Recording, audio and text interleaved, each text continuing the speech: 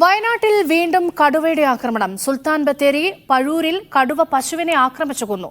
ഇടുക്കി ചിന്നക്കനാലിൽ ചക്കക്കൊമ്പനും എറണാകുളം മാമലക്കണ്ടത്ത് കാട്ടാനക്കൂട്ടവും ജനവാസ മേഖലയിലെത്തി. മൂന്നാർ സെവൻമലയിൽ കരിമ്പുലിയെയും കണ്ടു. സുൽത്താൻ ബത്തേരി കോട്ടുകര കുര്യാക്കോസിന്റെ 1.5 വയസ്സുള്ള പശുവിനെയാണ് കടുവ കൊന്നത്. വീടിന് സമീപത്തുള്ള കാട്ടിൽ പാതി ഭക്ഷിച്ച നിലയിലായിരുന്നു ജഡം. എറണാകുളം കുട്ടമ്പുഴയ്ക്ക് സമീപം മാമലക്കണ്ടത്ത് കാട്ടാനക്കൂട്ടമെത്തി. കൂനമല സ്വദേശി തോമസിന്റെ വീട് കാട്ടാനക്കൂട്ടം തകർത്തു. ഇടുക്കി ചിന്നക്കനാൽ സിങ്ക് കണ്ടത്തെത്തിയ ചക്കക്കൊമ്പൻ രാത്രി മുഴുവൻ ജനവാസ മേഖലയിൽ തമ്പടിച്ചു. വ്യാപക കൃഷിനാശമുണ്ടാക്കിയ കാട്ടാന പുലർച്ചെയോടെയാണ് കാട് കയറിയത്. വനം വകുപ്പ് അടിയന്തരമായിട്ട് RRT സംഘത്തെ ചിന്നക്കനാലിൽ സ്ഥിരമായി നിയമിക്കുകയും അവർക്ക് പ്രത്യേകം വണ്ടി കൊടുത്ത് ആനയെ നിരീക്ഷിക്കാനും ജനവാസ മേഖലയിൽ ഇറങ്ങി കൃഷി നശിപ്പിക്കാതെ ആളുകൾക്ക് ഉപദ്രവമില്ലാതെ ഉള്ള നടപടി വളരെ അടിയന്തരമായിട്ട് വൈൽഡ് ലൈഫ് വാർഡൻ സ്വീകരിക്കണം. മൂന്നാർ സെവൻമലയിൽ ട്രക്കിങ്ങിന് പോയ വിനോദസഞ്ചാരികളാണ് കരിമ്പുലിയെ കണ്ടത്.